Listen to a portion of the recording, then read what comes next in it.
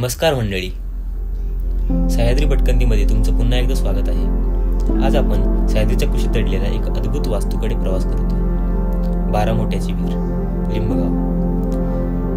ही विहीर म्हणजे मराठ्यांच्या स्थापत्यशास्त्राचा अप्रतिम नमुना आहे आणि इतिहासाचा साक्षीदार। चला तर मग आमच्यासोबत या ऐतिहासिक प्रवासावर।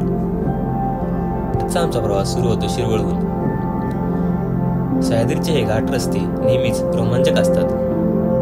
आता आपण खंबाटी घाट पार करणार आहोत। हा घाट म्हणजेच सह्याद्रीचे पर्वतरांगांचा अप्रतिम खजिना आहे। खंबाटी घाट पार करताना जाणवतं की सह्याद्रीचं सौंदर्य फक्त नजरेसाठीच नाही, तर इथल्या इतिहासासाठीही महत्त्वाचे आहे।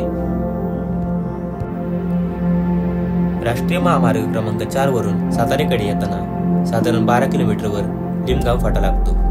या फाट्यावरून उजवीकडे वळाला की आपण थेट लिंबगावात पोहोचतो। लिंबगावात पोहोचल्यावर जाणवतं की इथे शांतता जरी असली तरी इथं इतिहासाचं तेज जिवंत आहे।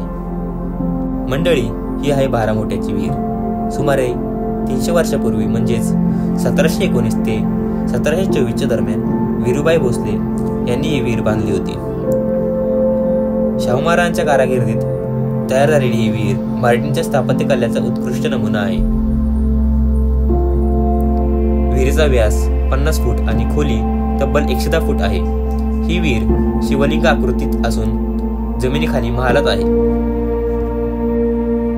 इथल्या दगडी शिल्पांवर नजर टाका। हत्तीवर आणि घोड्यांवर विराजमान छत्रपती शिवाजी महाराजांचे शिल्प, गणपती आणि हनुमानाची मूर्ती आणि कमलपुष्पाच्या नक्षीदार कोरीव कामांनी इथल्या कलाकुसरीला 4 चांद लावलेत। दक्षिणेकडील शिल्प मराठ्यांच्या विजयाचे प्रतीक आहे, तर उत्तरेकडील वाघाचे शिल्प त्याच्या विजयघोषी वृत्तीचे दर्शन घडवते। ही विहीर फक्त पाण्यासाठी नव्हे तर संरक्षण आणि गुप्त मार्गासाठीही बनवली होती। इथल्या चोरवाटांमधून बाहेर पडल्यावर आपण थेट बारामोटांपर्यंत पोहोचतो। तिथे दरबार आणि सिंहासनाची जागाही पाहायला मिळते। मराठ्यांच्या स्थापत्यशास्त्राचं हे एक अप्रतिम उदाहरण आहे। प्रत्येक कोपऱ्यात गुप्तता आणि सौंदर्य दडलेले आहेत। ही विहीर फक्त एक पाण्याचा स्रोत नव्हे तर मराठ्यांचं शौर्य, कलात्मकता आणि इतिहासाचा एक महत्त्वाचा अध्याय आहे। सह्याद्री भटकंतीत अशा ठिकाणी फिरल्यावर आपल्याला आपली संस्कृती आणि परंपरा समजायला मदत होते। तर मंडळी, अशीच भटकंती आणि आपल्या इतिहासाचं दर्शन घडवत राहूयात।